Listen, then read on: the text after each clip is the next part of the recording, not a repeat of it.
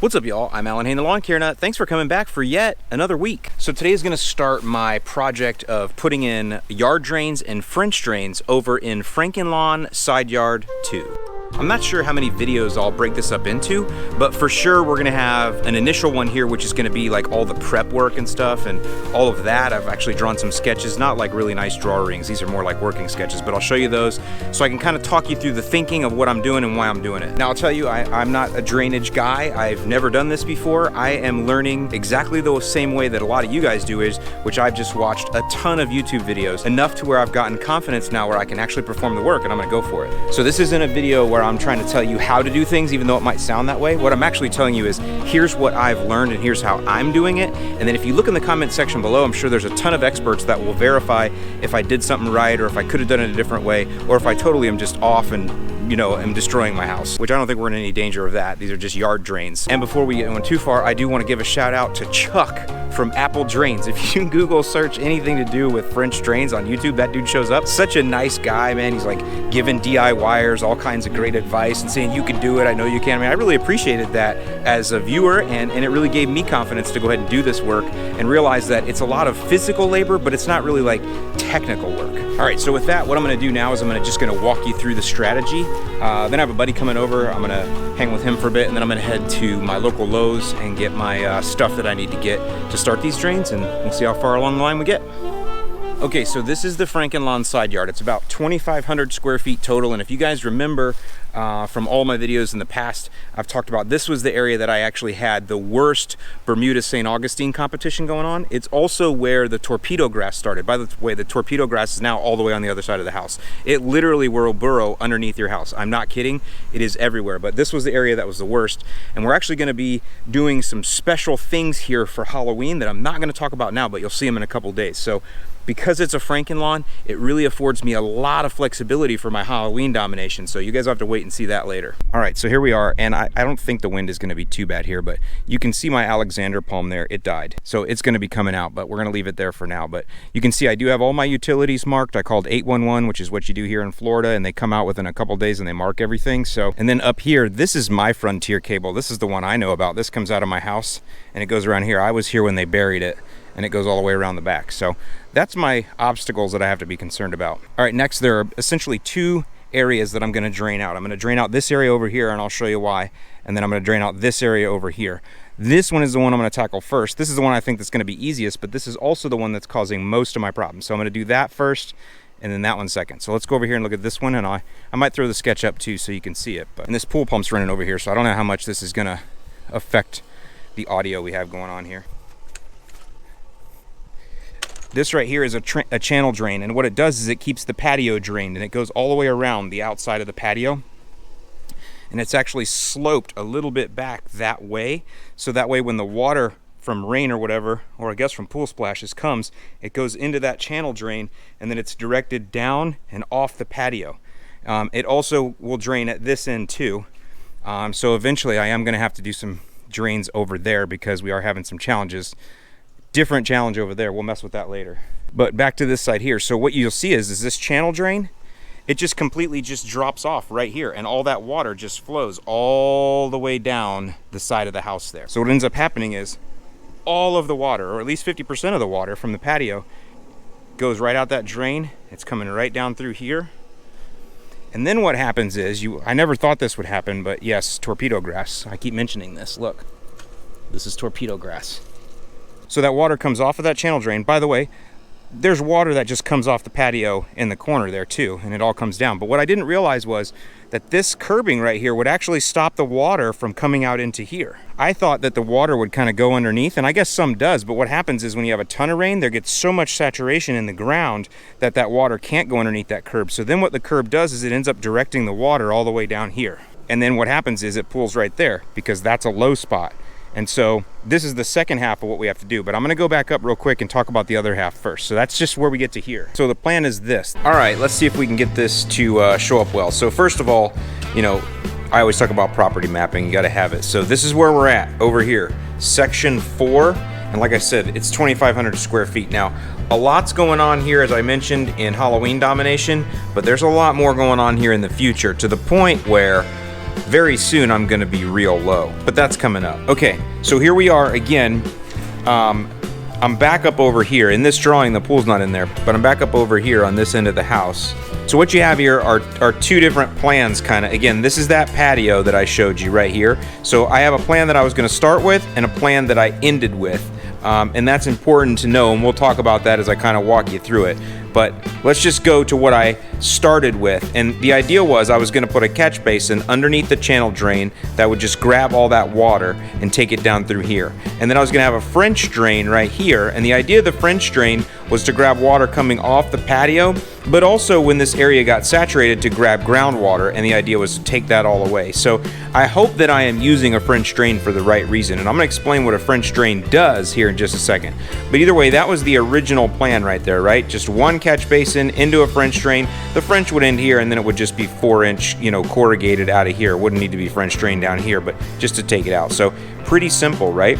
But what I ended up with is I have irrigation pipes that come right through here, which I knew I did, but you never truly know what they're going to do to your rise and run until you get out there and get going.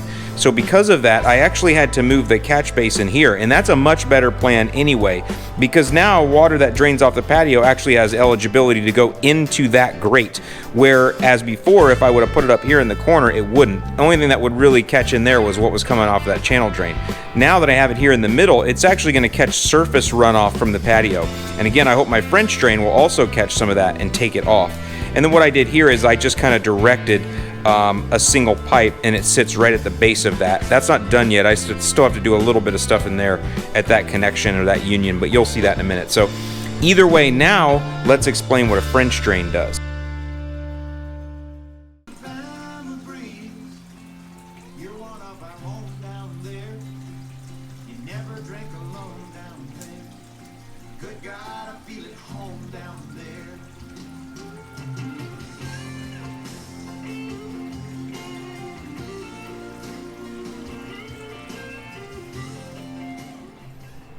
Okay, again, and I'm no expert here, so I'm just telling you what I think I know.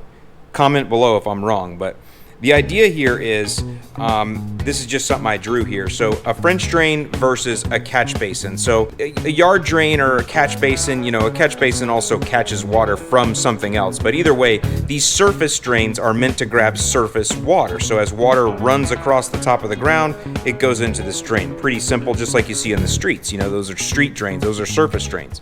And the water goes in. However, there is times when the water table, which everybody has a water table below ground where water sits, and some are lower and higher. Here in Florida, the water table is not that low. You don't have to dig very deep to get to water. Where I lived in St. Pete, you could literally dig 16 inches or less and hit water. Over here where I'm at now in Parrish, I can go down several feet. Whenever the water rises to a point where the ground becomes saturated, there's nowhere for water to go. So when it rains or whatever, that water you have to just wait. There's nowhere for it to go. It can run off, but we don't have a lot of hills here in Florida, so that can take a long time.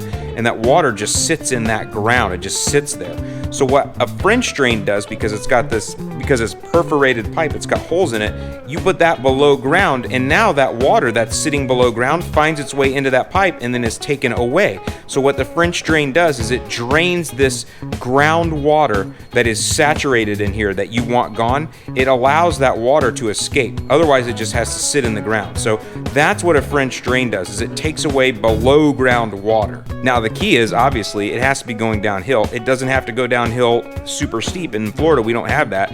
But as long as it's running downhill, that water will find its way through those perforations and then be taken off. So that's why you can get surface water out of this drain, and then you can also get groundwater out of this drain, and they fly off. Now, when things are dry, any surface water that goes in here will hit this pipe and then just go down into the ground. And that's fine, because it's okay to have groundwater when it's not saturated. So that's the idea of the French drain, is it kind of helps you regulate. When there is groundwater availability, anything goes into this here will just go off and into the ground naturally and be happy and friendly. However, when the groundwater gets too high and things get saturated, then the pipe does allow the water to escape.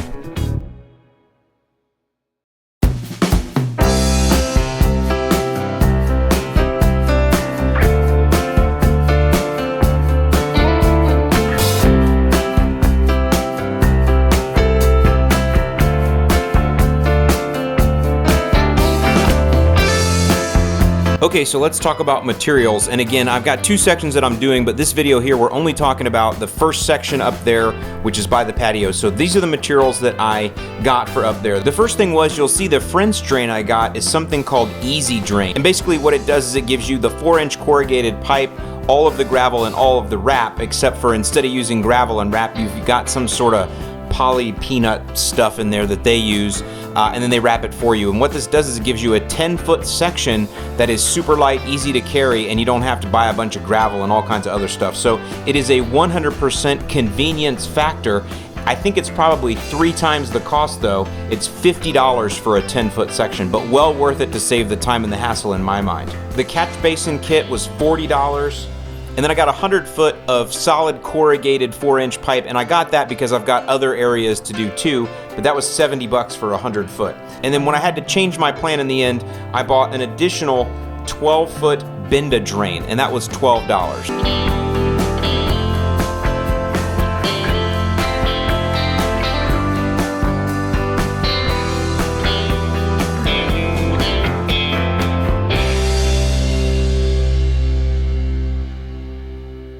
So it did occur to me that some of you might ask if these have an upside or a downside, because if you're doing traditional French drains, your perforations, which you can see them there, your perforations have to be pointing down so the water can reach up into the pipe. But in this case, the perforations are actually all the way around. So there's no up or down. You just throw that bad boy in the hole and you bury it. But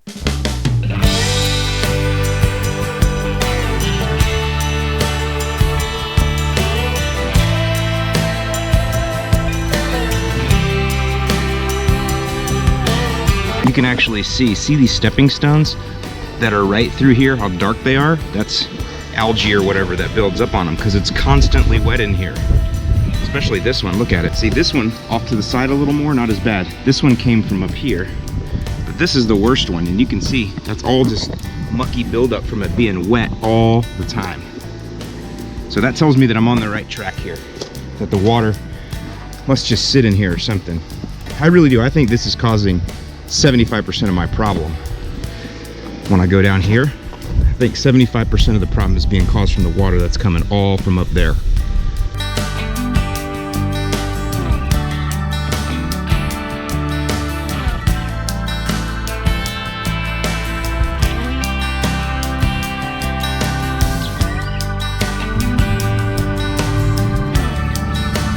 So, 2 shovels in and I've already come up with this. It's like copper wire, so I'm going to assume this, and I'm no AVE, so whatever kind of wire, it's metal. I'm assuming this is some kind of grounding, something to do with the pump back there. So, already have to be careful.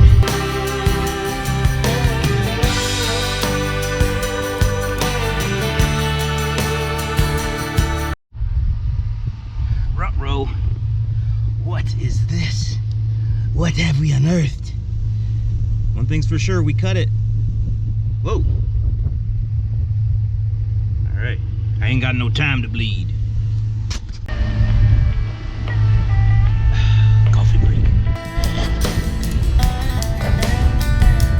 Okay, so I found my irrigation, which is good. That means it's that side. And so I'll have to, if I'm coming from there, I'll just have to come down on this side of it, which is great. The last thing I have to do though is figure out where does it come in at, because I will have to cross it at some point, and I just need to look at the rise and run and all that and how deep I gotta go. But at least I found it very carefully.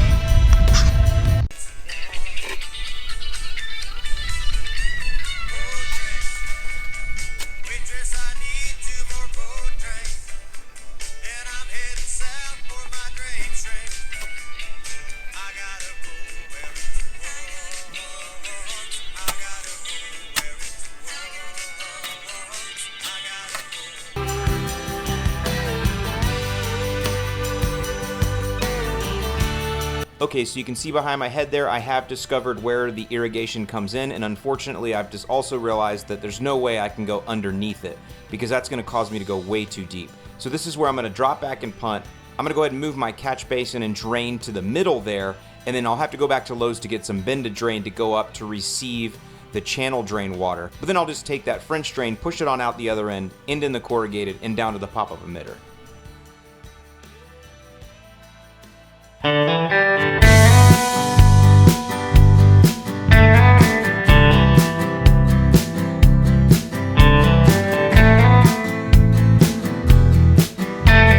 Okay, so the first thing you're gonna see is I dug way down there, see that? And I didn't have to dig that deep.